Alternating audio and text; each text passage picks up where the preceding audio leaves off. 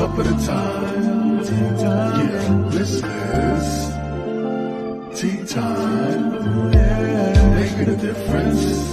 One cup at a time. Tea time. So be sure to grab your tea, grab a seat, and tune in to Miss Liz. Tea time. Making a difference. One cup at a time. Tea time. Yeah. Tea time.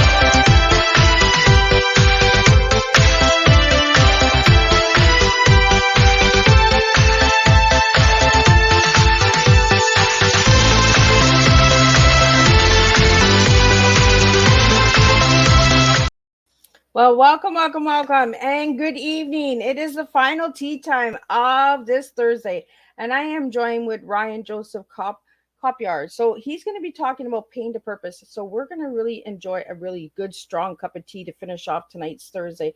So before we get started, we're going to do all the good stuff. We're going to do disclaimer, intro, and bio, all that good stuff. And then we're going to get Ryan in here. We're going to get him to spill a good, strong TEA with all of you out there. So if you have any questions, leave them in the comments. If you'd like to privately message Miss Liz so that I can ask those questions, be sure to do that. And if you are new to Tea Time, just give it a quick subscribe and share this channel out with all of your loved ones. So Miss Liz's disclaimer for Miss Liz's live Tea Time shows. Miss Liz myself is going live using StreamYard. Before leaving a comment, please grant StreamYard permission to see your name at StreamYard.com. Please be advised that the content brought forward for any Tea Time show hosted by myself, Miss Liz, is always brought forward in good faith. However, may bring forward dialogues and opinions that are not representative of my platform. The facts and information are perceived to be accurate at the given time of airing. All Tea Time guests and audience participants are responsible for using their good judgment in taking any action that may relate to the discussion. The content brought forward may include discussion for some where they may be emotionally at risk. It is significant to know that the show is engaging in discussion forums only to offer and inspire awareness and connection, and is not providing therapeutical advice. If you have any questions about the disclaimer or the panelist discussion, you may freely contact me, Miss Liz, through my email at bookingmissliz@gmail.com. Moving forward, should you choose to voluntarily participate in tonight's show in any aspect, I myself, Miss Liz, welcomes you. And should you find that the show is not made for you at this time, I will see you at a later show at a later date and time. Again, all tea times are Thursday this year in 2023, unless it's a rescheduled tea time. So make sure to check that out. Thursday morning, afternoon, and evening. We have 3 shows in one day. So Ryan is an international licensed counselor, multiple times published author with books of psychological and personal development. He is also certified as a hypnotherapist. I'm going to get him to say that word. My tongue is twisting. Also certified a personal trainer and sports nutritionist. Ryan has dedicated his life to helping others to reconnect to their greatness and turn their pain into purpose. We're going to talk about his mini documentary as well tonight. We're going to be talking about his book and all of that good stuff. So I'm going to get Ryan in here and we're going to spill some tea with all of you guys. So grab your tea, grab your beer, grab your wine, whatever you would like to drink. You don't need to drink tea with Miss Liz. So welcome, Ryan. Hi, Miss Liz. Hi. Now, could you get that word out for me? I can't do it. I'm tongue twisting here. Oh, sure. Hypnotherapist. There we go. My tongue is, I guess my tongue is just tired or just needs another sip of tea or a little stronger tea. So Ryan, how did it all start? Let's get right from the nitty gritty, like little boy to big boy. Okay. Well, it's great to be with you. I love your intro. That music and the vibe and the energy really had me amped up. So I appreciate that intro. I could tell you took a lot of time. So I love that. I guess maybe we can start from the beginning. So I was experienced a tragedy very early on in my life. I look at that tragedy as happening for me and not to me, and we'll unpack a little bit more about that. But shortly before my third birthday, and a few days after Christmas, shortly before my third birthday, my mother was working as a secretary at a law firm, and she was 8 months pregnant with my sister Megan. There was an individual that came in to commit a robbery. My mom was there. She was working late, and she was raped and killed in the process of this individual committing the burglary. And so there was little Ryan and his father, that whose mother never came home, wife never came home, little sister, little daughter, that never came home that night. And it took me almost 3 decades. We talk about big Ryan. It took me almost 3 decades, and I was a big Ryan for a long time before I really leaned into that pain and really experienced that grief and processed it. And that eventually led me to what I do today as an internationally licensed counselor, helping people turn their pain into purpose. So that statement, pain into purpose, what does that stand for you? I think that almost every human being has experienced pain at some point in time in their life. Some of us have experienced it perhaps more than others, and some of us have experienced it in different ways than others. But ultimately, I think part of the fundamental nature of being a human being is that we will experience pain. I believe that there is tremendous power in pain. I believe that some of our greatest gifts and abilities are wrapped up inside of that pain. And it takes a lot of courage to lean into that pain and to explore it and to get into that power. And so that's what I mean when I say that there's, turning pain into purpose and turning pain into power, right? It is through that journey into the pain that we can uncover our purpose and our power. Well, and I always say it all the time with my story too. My greatest strength is my pain, Hmm. because Hmm. it's what gets us through this life, right? Because we needed that pain in the past in order to be who we are today, to help the people that we help today. You know, that at the time we were probably like, "Hey, what the heck is going on? Like this shouldn't have happened to me," you know. But like you said, it took you 3 decades to get through this, Ryan. You know, and now today, look what you're doing. You're helping others, and that's so. Does your story help others connect with you easier by sharing that pain with them? Yeah, well, when I published Unlock the Power of Your Mind in 2019, I was humbled and overwhelmed at the amount of individuals that reached out to me, some of whom had known me for quite a while and said, wow, I never realized that you had been through that. And by the way, it's not just about the tragedy of my mom and my sister Megan. It's also about some of the mistakes that I made in my life and coping with that pain in unhealthy ways, and some of the mistakes that I made and the shortcomings in that regard. I think I was a good person living a bad way at different points and times in my life. And so, I think that there was a period of time where I wasn't handling that pain in the right way. But I learned and I grew. And so now I help people as, hey, listen, I know what it's like for me, not for Miss Liz or not Yep. not for any one of the individual viewers, right, or listeners, right? But I know what my rock bottom is like, and I think that if we can connect in the sense of, oh, this was rock bottom for you, and how were you feeling? This is rock bottom for me, and this is how I'm feeling, right? That creates a beautiful meeting ground of vulnerability, and through that vulnerability, the deepest level of human connection can happen. And when human connection happens, people feel seen, heard, loved, cared about, and believed in. Yeah, because I seen something on your Facebook. I think you posted it on March 7th about humanity is awakening, and I was like, Oh boy, am I going to have some fun with Ryan, because I'm a big humanitarian and I believe that there is a huge awakening coming. There's a lot of people that are blind right now, but I believe that we're slowly opening those eyes and seeing that humanity needs to be right on the forefront. And I think stories like yours and mine, Ryan, open those doors, because we're showing the rawness of ourselves and we're bringing good connection for people to say, you know what, holy cow, they went through this, but look where they are now. It Yes. gets them out of that victim mode. It gets them out of the blame game. And it Mm. says, you know what? They had it hard. I can do this. I can push forward. So, what three tips do you always give to your, you don't call them clients. We said that individuals. What three tips do you give your individuals to stay strong? Yeah, that's a great question. Primarily, I think the first thing is for anybody that's out there that's experiencing pain or they're in their low moment, right, is to know you are not alone. You're not alone. Okay. You don't have to go through it alone, whether it's a friend, whether it's a mentor, whether it's a spiritual coach, whether it's one of your religious leaders, maybe it's a thought leader in your space, whatever your industry is.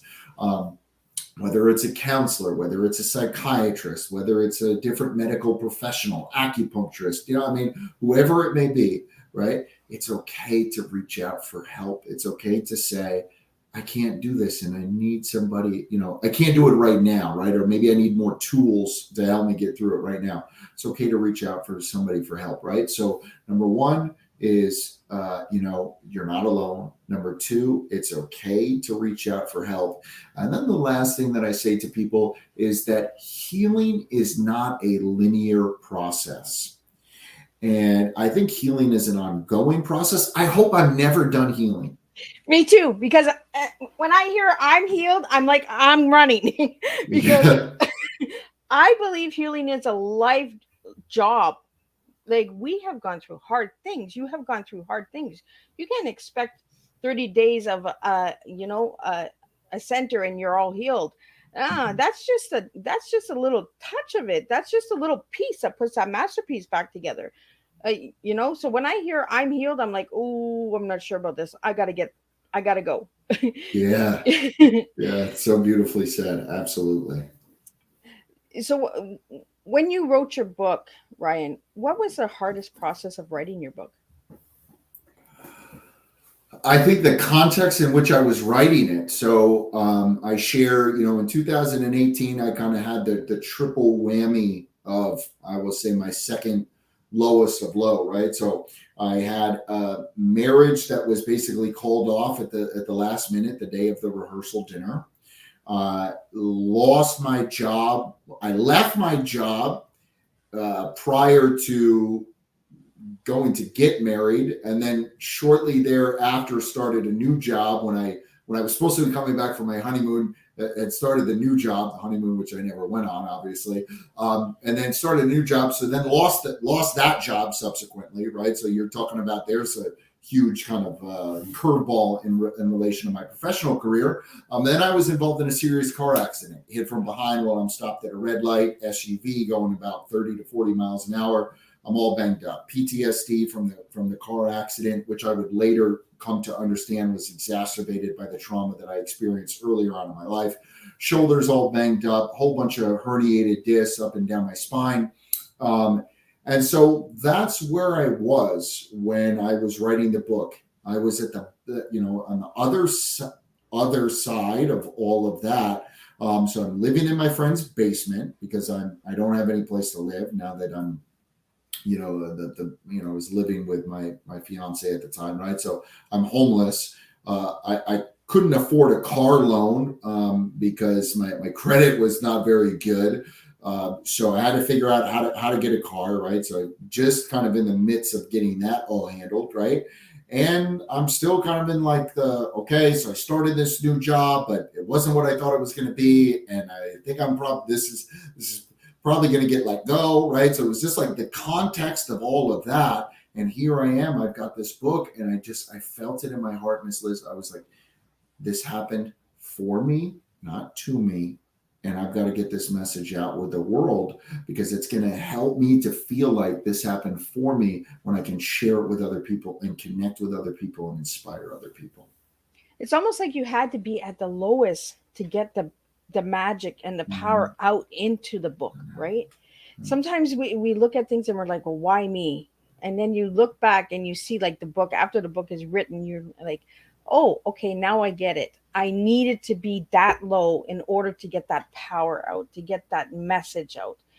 Because if you were at a high, you were married and you had a good job and everything, maybe that book wouldn't have been as empowering as it is now. you know Mhm. uh Yeah.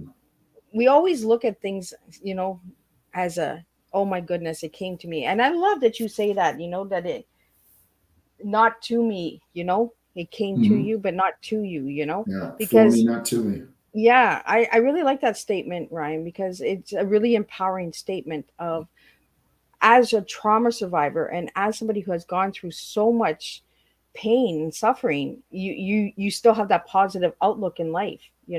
So how did you get there? Mm. Well, maybe we could talk about it, the many mistakes, or maybe things that I had done that I wasn't proud of, that was a part of my journey. And that was, I didn't realize it, Miss Liz, but I was dealing with a tremendous amount of grief ever since, like I said, that little 3-year old, almost 3-year old Ryan, his mother never came home.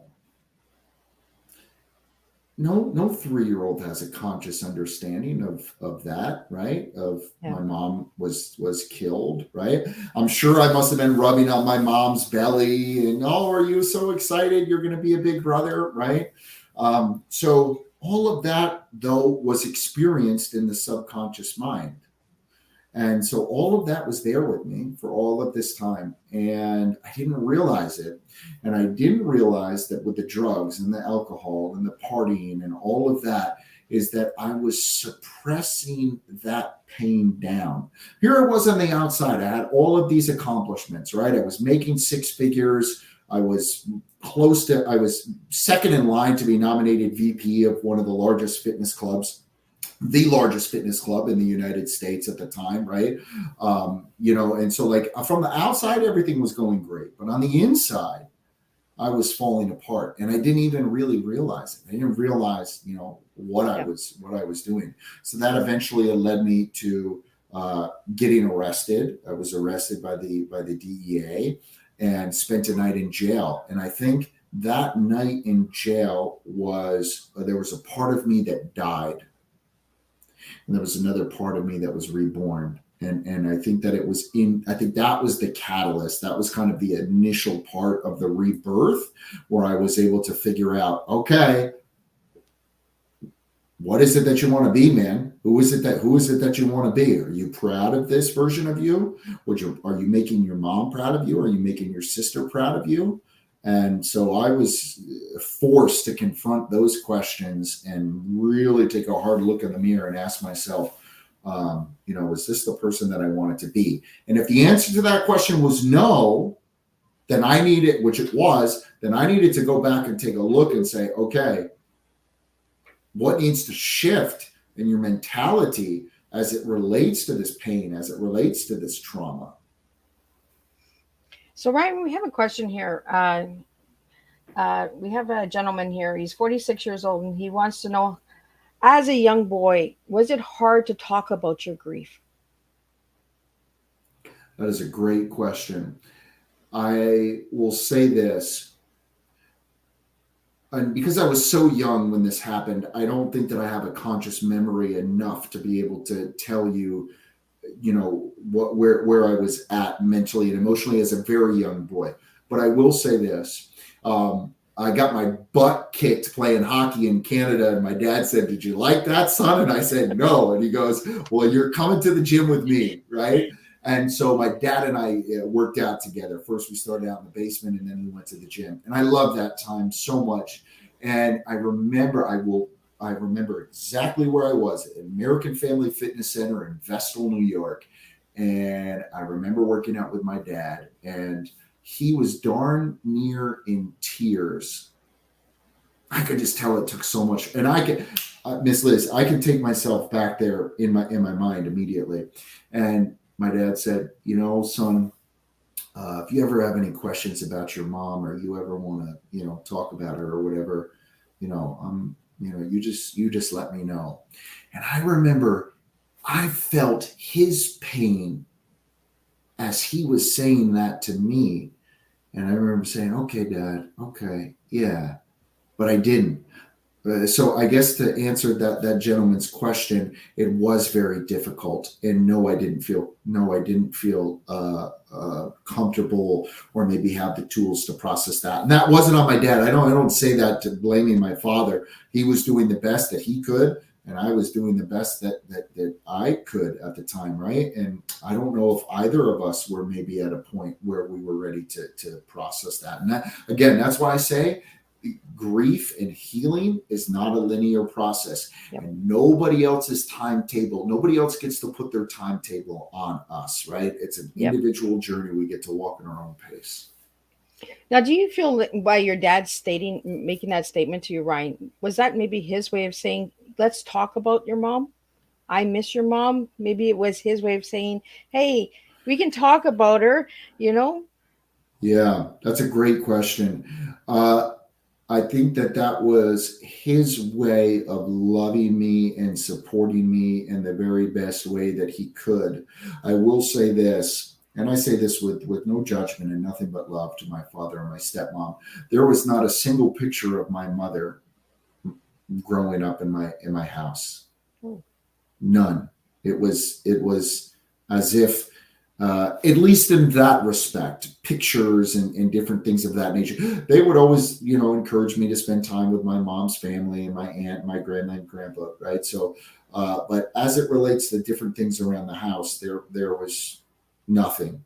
And so in many ways, I think that was challenging for me as a little kid, right? It's kind of, hey, where do I fit in here? And I speak about that in my book. It's like, where I know what it's like to not really quite feel like you fit in, right? To be a part of three families. So Ryan, how did you get the title of your book? I believe that our mind, and particularly our subconscious, there's two parts to the mind, the conscious mind and the subconscious mind. I believe that in our subconscious mind, we have tremendous power, tremendous access to information. And so when I say unlock the power of your mind, what I mean is helping people to get a better understanding of the conscious and the subconscious mind, and how when we link those two up in harmony, and we know how to tap into them, we can accomplish whatever it is that we want to accomplish in this world. Yeah, because your book is called what, Ryan? Unlock the Power of Your Mind. So do you see a key that you're unlocking by writing this book? Mm-hmm. Yeah, I hope it's the key to helping other people to unlock the power of their mind, and to get a better understanding of, hey, the mind works for us. We don't work for the mind. Yeah. But when we experience pain and trauma, it can often get the mind to work, make us feel like we're working for the mind, because it's always in the state of trauma. It's always in the state of chaos. We can't function optimally when we're functioning in a state of chaos, especially at a subconscious level, because we're not even aware that we're operating from it. And I like that you're bringing all of these good tools to the table, and the audience is just like, wow, we're getting a lot of wows, and thank you, Ryan. And they really like the engagement between me and you. So, nice. Yeah, Miss Liz always keeps her guests just moving along. There's questions that come in, there's things that pop in my head, and I really resonate with a lot of my guests because our stories are similar. We have similar pain, but like Ryan says, we don't always go through the same steps and journeys, because not one journey is the same. We might have similar pains, similarities in our stories, but there's not one story that is the same. So I want to thank you, Ryan, for that as well. And I want to thank all these incredible viewers that are tuning in and with your wow. I really like the wows. So thank you for that. And thank you, viewers. Right. a lot of the comments come into Miss Liz because we got bots and trolls that try to get into Miss Liz's little wormhole here, and I don't play that game. So Miss Liz got that on guard. So Ryan, I want to get into your tea. If I ask you what your tea is, what 3 words would you give me tonight? Mm-hmm. Tenacious, energetic, very energetic, and aware. I would say aware, self-aware. Now, why those words? Tenacious. Anybody who knows me well would say that when I set my mind to doing something, I'm going to get it done, and I will be, relentless, tenacious, resourceful as it relates to finding out whatever it is I need to do to find out to get what I want. I'm going to research that puppy. Yeah. I'm going to be tenacious towards accomplishing my goals. Energetic, like I love life, and I love what I do. I feel like I am truly living my purpose, my soul's purpose in this world, and that just gives me so much energy. Not every day. I'm a human being, right? So there are some days where I'm feeling down, and some days where I'm still, hey, wow, the healing journey is a little bit more of the focus today. But overall, I would say people would say I'm a pretty high energy, passionate person. And the last thing is aware. I just had a recent session with my counselor, and one of the things she said was, you're always very aware of your interactions and how your interactions may be making other people feel. I wasn't always that way. I had to work really, really hard at that, because I think I was the opposite. So I would say aware in the sense of that was a growth area for me, especially in the past, 3 to 4 years. So when you were at your lowest, you didn't feel aware, right? When I was at my lowest, I was not only was I not aware of my own pain and trauma, I was not aware of how I was using unhealthy means to to deal with that pain and trauma, and sometimes how that was having a deleterious impact on other people. Now, Ryan, do you help anybody with mental health problems with your services? Yeah. So in the state of Oregon, I'm a professional counselor associate. In the state of Washington, I'm a licensed mental health counselor associate. And in the province of British Columbia, I'm a registered clinical counselor. So I help people predominantly with trauma healing and anxiety as it relates to the mind-body connection, and also individuals, that may be looking for spiritual counseling as well. But yes, that is my primary role as a counselor, is helping people with their mental health. Now, do you help mainly men or women? It's funny.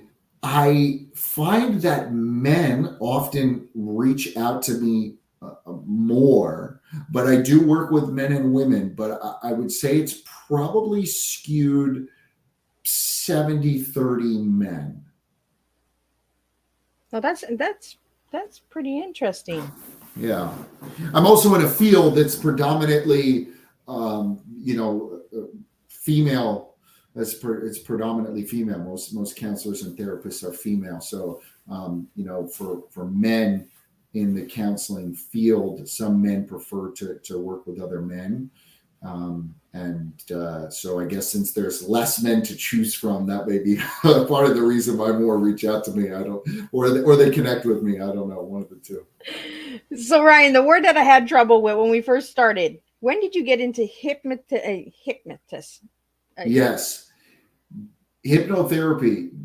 I was just reflecting on this earlier today. In the summer of 2019, I was working with my counselor, who's a very dear friend of mine now, and just his name is Billy Mercedes. Billy is absolutely incredible, and Billy did talk therapy and hypnotherapy kind of combination with me. And I did hypnotherapy, and we worked on releasing the trauma surrounding the death of my mother and sister. And I mean, Miss Liz, 2 to 3 sessions, but in particular that first session, the release that I felt as the conscious mind was pushed. Hypnotherapy is a modality that I'll simplify it in my terms.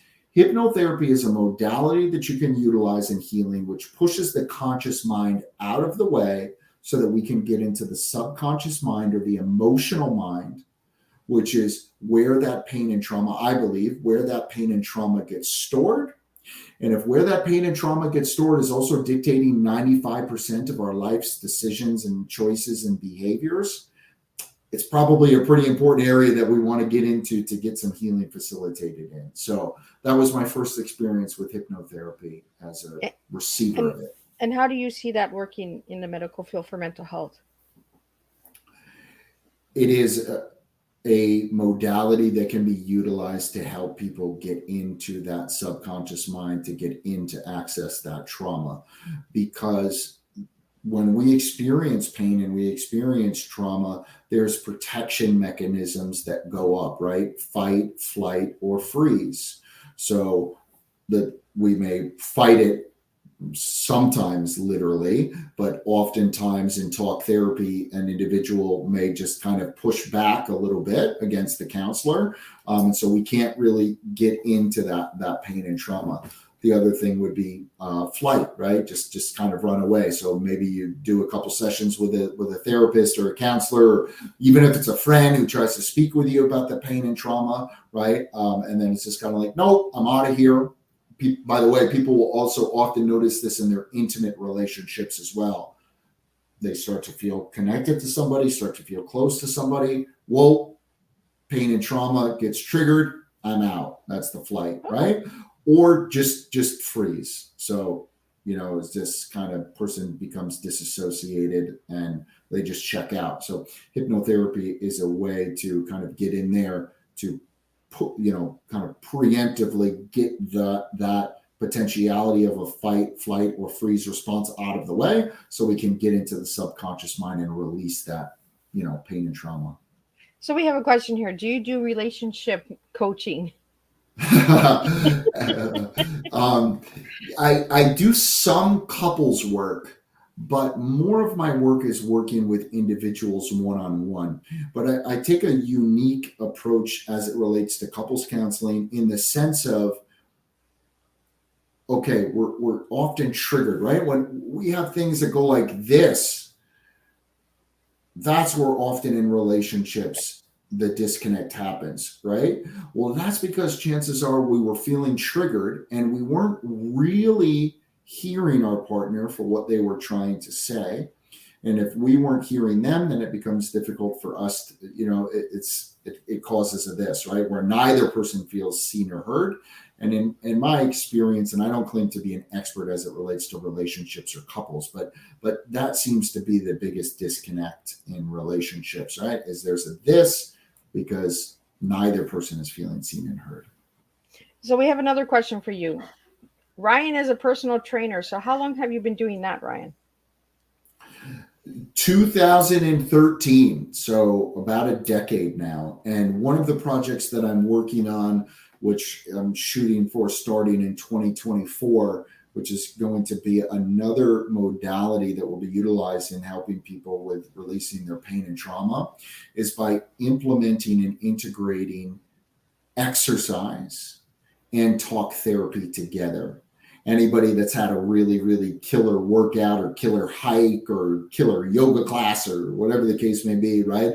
Where they're really, really into it, that they're just so focused on whatever it is that they're doing, that it's another way to get that conscious mind out of the way so we can get into that subconscious. And I can't tell you as a personal trainer where I was actively working with individuals for probably 7 years, how many times I had individuals that would just break down and cry to me. And it's something that not a lot of people in the mental health field realize, and maybe not enough in the personal training field give themselves credit for, that in many ways, the personal trainer is like a counselor, because the people they're there because they're experiencing some kind of pain, and they're hoping that by making changes in their life and in particular in their body, it can help to compensate for that. I don't know if that answered the question. I kind of got off on a tangent there. But that kind of makes sense, Ryan, because when we go to the gym, we're trying to change something within ourselves, right? Whether it's our body image, or maybe it's somebody at home that keeps picking on us and saying, you need to lose weight. Maybe that's part of the relationship, so you're going there, you're trying to, but are you actually doing it for yourself? These are the emotions that you bring. And as a personal trainer, I'm sure you've dealt with some people who are, I don't know why I'm here for. Like, I'm just here because somebody wants me to lose 10 pounds, or somebody wants me to lose 100 pounds. How do you deal with that as a personal trainer? Yeah. So Dr. Maxwell Maltz, it was a very, very famous, he wrote a book called Psycho-Cybernetics. It's a tremendous book, and he talks about self-image. And I'll tie mental health and the personal training question in here together.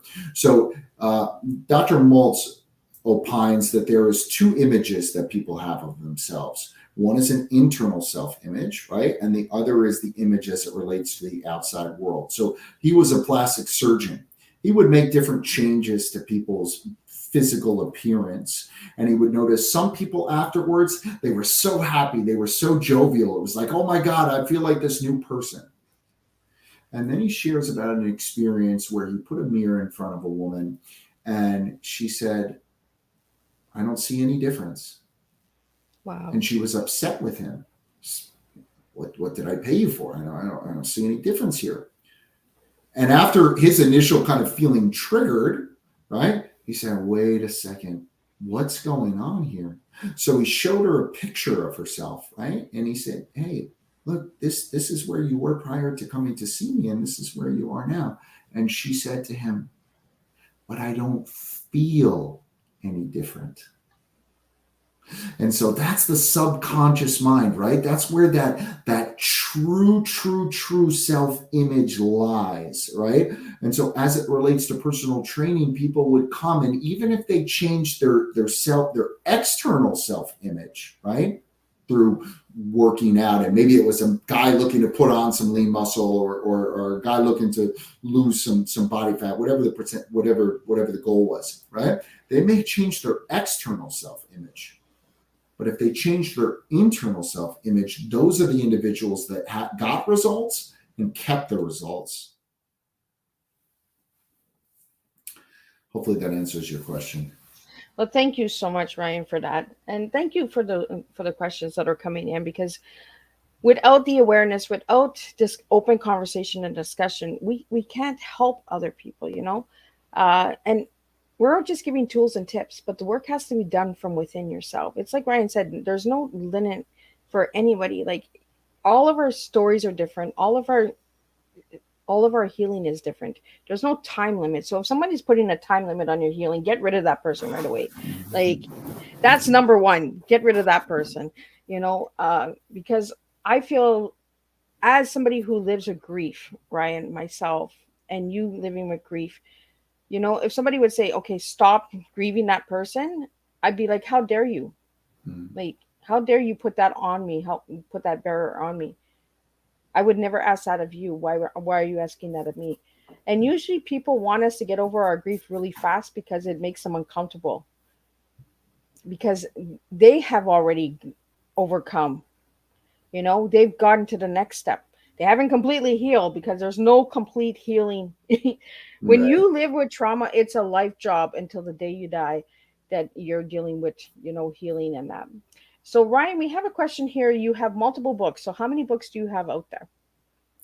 So I have Unlock the Power of Your Mind and The Power of Words, which I document 22 of the most common words that I find used, that can be used, right? And there's so much power in the words that we use. I believe that we speak it. What we think about, we bring about, and what we speak about, we bring about into our lives. And so I published that book in 2021. And then I have a series of wellness journals that I've come out with that people can use. 10 or 12 bucks on Amazon, and people can utilize these. And these are affirmations, questions, reminders, and accountability tabs, which I utilize in my own life, and I utilize in the work that I do with other individuals. I wanted to provide free resources to people, or low cost resources to people, so that they can use these different tips and tricks to help them along in their healing journey or their holistic wellness journey. So we have it's almost like a three question in one. So they want to know how your personal training and sports nutritionist works together with your mental health of trauma. So I'm guessing they want to know how the three of them work together.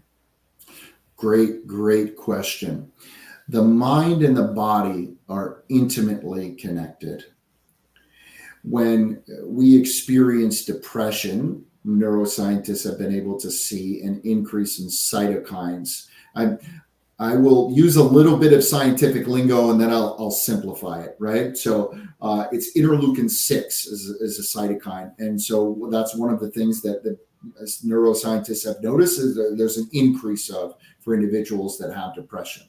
Guess who else experiences an increase in cytokines in interleukin 6? Individuals that are sick, their immune system is ramped up, and they will also have a spike in interleukin 6, right? So the mind and the body are so intimately connected.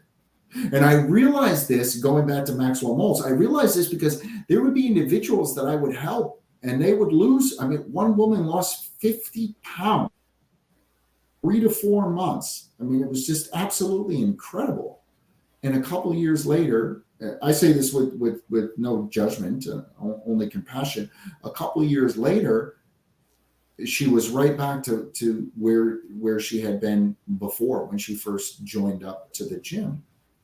And I got to see everything in between, right? People that made tremendous progress and kept it, people that made tremendous progress and lost it, and some people that quit before they even really gave themselves an opportunity to succeed. And so I said, okay, there's got to be something about this connection here, right? And that's in 2016 is when I got the first, what I call download, for the Mind Body Soul Wellness Program, or the Mind Body Soul approach for those of us that are spiritual soul, but for other individuals, just the mind body, right? They're so connected. So if there is a person that is saying, well, I'm suffering with depression and fatigue and all of these different other things that they may be experiencing, right? Okay, well, let's take a holistic look at it. How is your sleep?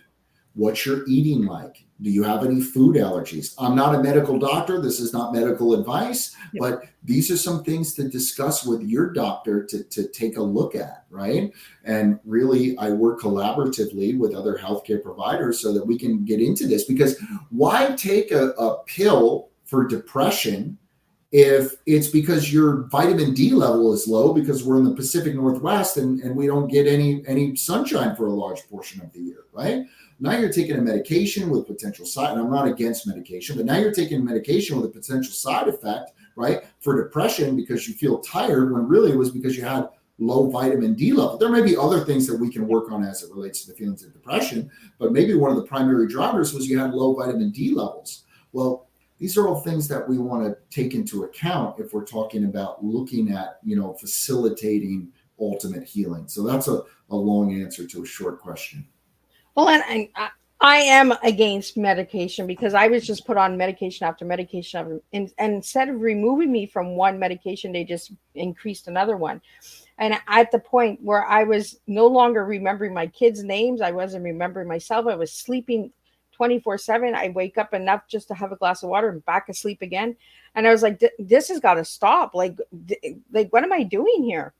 And every time I went and seen the psychiatrist was like, no, you just got to take your medicine. And I was like, I want to do more with my life than just sleep it away, and I want to be able to remember my kids, and I want to be able to say, you know what, mommy's okay, So I am against medication, because I think, like you said, Ryan, we have to figure out what is causing this. Is it the decrease in sunlight? Is it your sleep habits? Is it your relationship? Is it your home environment? You know, Is it the building you're living in? Does it have mold? Like these are things that, Mhm. Mhm. that Yeah. affect your mind. Like these are things that people are not looking at. They're just saying, okay, well, just give me a pill. And then we're Mhm. starting to enable people. And then when they don't get their medication, then they're reacting. Hey, I need my pill. No, you don't. Slowly get yourself off of it. We have to be advocates of ourselves. We have to be Mhm. that advocate that reaches out and says, you know what? No, this doesn't sound like me. This isn't me. It's almost like you said with that reflection of the mirror. I don't feel me, you know? Mhm. And that's where the doctor was able to say, you know what? Okay, now I get it. She doesn't feel herself. She Mhm. did all this hard work. She doesn't see the improvement that she made because she didn't feel herself. So then you get down to the problem of the trauma. And I Right. believe that a lot of mental health issues are because of trauma, Mhm. because of childhood abuse or abandonment or neglect, or you have gone through a lot, Ryan, with your mom passing, and that affects the mind, you know so all these labels that are given to people, and many people don't even understand the diagnoses that are being given to them. Mhm. Depression, they think it has to be a sad depression face, where you can have depression and be the happiest person out there, Mhm. and have depression and nobody not even know you have it you That's know right. so we really got to change the look of it, and the stigma, and just open up and ask the questions and reach out to people like Ryan and myself and other people that have gone through it, and just say, you know what's really stopping me here, like what is triggering me. We got to get Mhm. to the triggers. Mhm. No one's working with triggers. Everyone's just working with, okay, you got this, you got that, okay, take this, without Mhm. taking the time to understand what's triggering that person. Yeah. So, You, Ryan, you, Ryan, when you work with somebody, how do you get to the core of the apple? that's a great question, and so this is why I love this conversation, Miss Liz, because you literally took the word. It's like you set me up, and you read my mind, and you I did set me not up set to you up. exactly. Yeah, you set me up perfect, right? You can't change the fruit until you change the root. And so when somebody comes to me and they're saying, oh, I've got this, I've got that, right? One way to look at it is, okay, let's, treating the symptoms. Okay. I don't look at treating the symptoms. I think they're important to acknowledge. It's important to understand what's going on, right? But I want to understand why it's going on. So I can take all the apples, right, and give you all the cognitive behavioral therapy tools, and you can take all the things in the holistic wellness journal that I speak about, right? You can implement all those things, but all you're doing is taking apples off the apple tree and becoming frustrated that you're not getting oranges. And guess what? You're going to be stuck on that circle your entire life, because until you change the root, you can't change the fruit. So I like to just look at not what is the person doing, but why are they doing it? These behaviors that we do, my drug and alcohol use, right? The reason why I was doing it was because there was a pain inside. I'm not saying it's okay. I'm not proud that I was doing it, but why was I doing it? I was doing it because there was a pain inside. I was doing it because when I took an ecstasy pill, oh my God, things slowed down. I could love myself. Yeah. Right. And so that's where I really get into in the work that I do is, okay, so why am I doing this? Right. And not with like beating myself up about it, but why am I doing it? Right.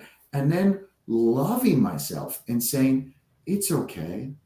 You were doing that, right? Because it was all you knew how to do at the time to adapt, to survive. These are adaptations of survival. I know that may sound extreme, but they're adaptations to survive. They're adaptations to get our needs met. They don't care if they're serving or non-serving. My subconscious mind didn't care that I, was taking an ecstasy, 5 ecstasy pills and going out until 7 o'clock in the morning. Didn't care about that. It just cared about getting the emotional need met. If I want to love myself, I want to be happy. I want to be present. So Well, we have a comment here, and they're like, "Way to go, Miss Liz! You really did set them up." I was like, "Oh, I never set nobody up." Uh, but we get to the core of the problem and the issues of discussion when we really dig deep, and that's what you're saying, Ryan, is get to the root. Stop blaming the top of the apple, like the apple that's grown. Work with the root. Get to the root. Be that worm. Get in there and just eat right to the core of the apple Mhm. and find out what's causing it and why we're putting these butterflies on and saying, "Oh, it's so fine," or we're numbing ourselves because we're in pain, because we're scared to say, "Hey, I'm hurting." We have to get to a point where we can really express ourselves and open up and say, "Hey, this is what I'm going through. I know why I'm doing it. It makes me feel good. It doesn't matter if it's good for me or not. I'm going to just do it because that's all I know at this time. Until I know better, I can't do better." You know? Oh, that's so good. That's so good. And you know what else just came to me as you were talking about the worm, right? Is you got to get dirty in that process. Right? You got to get dirty, right? You got to go to those uncomfortable, dirty places, right? And gosh, does it take a lot of courage to get there? And gosh, is it uncomfortable, right? And by the way, who's ever going there with you, they also, that can't be unfamiliar to them, right? And that's another reason why I wrote the book, right? Was because I wanted people to know, hey, yeah, I got dirt. I got dirt on me. And I have made mistakes, right? And I have been, and here's my lowest of lows. And if I can do it, you can do it too. And I'm not afraid of that dirt because I've been there and I've been in it myself. And I can't walk the walk for you, but I'll walk there dirty alongside of you. And we don't have to be afraid of it. Yeah. And we shouldn't be afraid of our mistakes. We shouldn't be afraid of that dirt because that dirt made us who we are today, you Yeah. know, and wants that change and says, "You know what? I was dirty and I'm proud of my dirt because Mhm. do I regret my dirt? No, because if you regret it, then you aren't the person you are today. You No. know, a lot of people will say, "Well, would you ever change your story?" Ryan, would you ever change your story? Oh, hell no. Hell no. I wouldn't choose it, but I wouldn't change it. If you asked me, right, when I was a little kid, would I want my mom not to come home? I'm quite sure I would have said, no, I would not choose that. But guess what? I wouldn't change my story. I'm not here to you. I'm very likely we're not having this conversation today if the DEA didn't have their guns drawn on me on August 13th, 2013. Probably not here. If I didn't spend that night in jail, probably not here.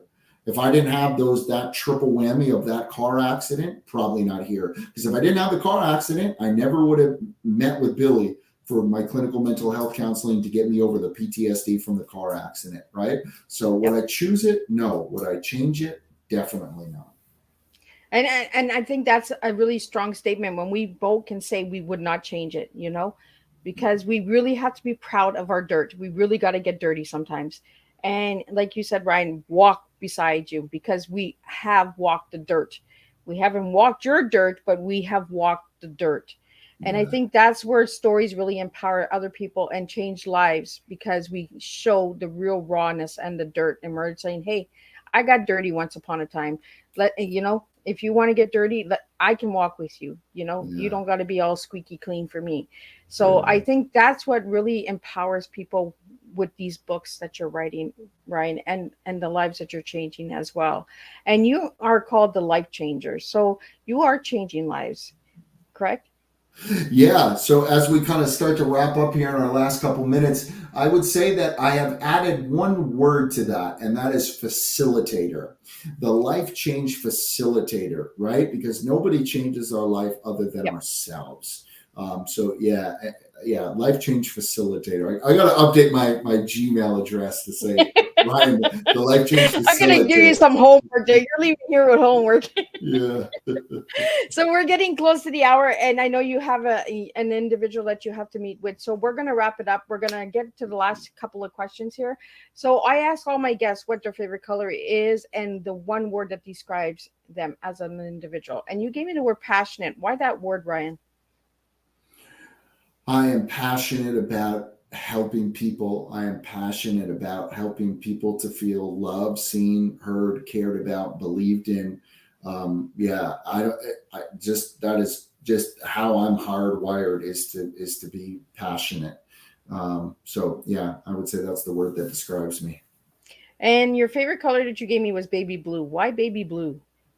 That's a good question. I don't know. I've just always found that color to be very, um, euphoric and beautiful and peaceful and soothing to me, kind of all at the same time. I don't know why, but I do. So Ryan, if anybody wanted to reach out to you, how can they reach out to you? Yeah, Ryan at RyanKopyarHolisticHealing.com, or take a look at my website, RyanKopyarHolisticHealing.com. And how can they get your book? Amazon, Amazon.com, Unlock the Power of Your Mind. Awesome. And any final words before we wrap up so you can get to your individual? Yes, to anybody out there that is feeling that they're at their low, feeling that, boy, I just don't know if I have the strength to, push forward, or how am I going to get through this? Whether that's an emotional, something going on with their emotions, whether that's a family member or an intimate relationship, or finances, or physical pain or struggle, whatever it may be. Healing is possible for you. Look at Miss Liz, right? Look at me. There was a moment, I don't want to speak for you, Miss Liz, but there was a moment in time in my life where I don't know if I believed fully that it was possible. That's okay. Just believe 1%. Let me and Miss Liz, maybe this conversation helps that other 99%. Or maybe you're at 25%, and this conversation helps to give you that extra 75% that you need for this day. Well, let us give you that 75%. Whatever it is that you have, just hold on to it. Take the rest of ours, because healing is possible for you. And we believe it's possible for you. Not only do we believe it, we know it because we lived it. So yes, healing is possible, and yes, you deserve it. Well, thank you so much, Ryan. And thank you for joining me this evening for an incredible strong tea. And if anybody would like to know more on Ryan, check out his little mini documentary, because we didn't get a chance to get into that as well. But that is also on Vimeo. So if they just subscribe to Vimeo, they can see the documentary, or can they just go to the link to see that? Oh, that's a good question. They can go to the link. I'm going to upload it onto YouTube. I kind of gave you a little sneak peek, early access to it. I'm going to be uploading it to YouTube soon. But yeah, they can click the Vimeo link. Awesome. Thank you so much. And thank you to all the viewers and supporters and all the crazy questions that came in. And no, I did not set up Ryan again. So, this is how I do it. I just push my guests and spill their tea. So I just spill and make a big old mess. So I'm sure Ryan's okay. I'm sure I haven't offended you, Ryan, by getting you to spill your tea. So again, thank you so much for joining me. Yeah, thank you, Miss Liz. Really appreciate it. And thank you all to the viewers and the listeners. That was awesome. Seemed like a pretty engaging show. So yeah, that's awesome. Oh yeah, there's a lot of wows here. So that's a good thing. And I always like the wows. So I will see everybody next week, Thursday, same time, same place, 10 a.m., 3 p.m., and 7 p.m. We have 3 new guests, 3 new countries that will be joining us. That's right, Miss Liz goes around the world. This week, it was all United States. Next week, we don't know where we're going unless you stay tuned and check out Miss Liz's Facebook page and check out the website. All the Tea Time guests are there, and you can check them out, watch them anytime you want. Share them with a friend. These Tea Times are to make awareness out there. So if this Tea Time has affected you and brought you some good pointers and good tips, and if you feel like Miss Liz set Ryan up and you're cheering me on, share the Tea Time. So again, Ryan, thank you for an amazing Tea Time together. Thank you to the audience. Thank you to all the supporters of Tea Time. And I will see everybody next Thursday for a new month. That's right, we're done March, so we're going into April. So I'll see you guys all on Thursday of next week. So stay tuned. There's a lot of amazing guests coming next month.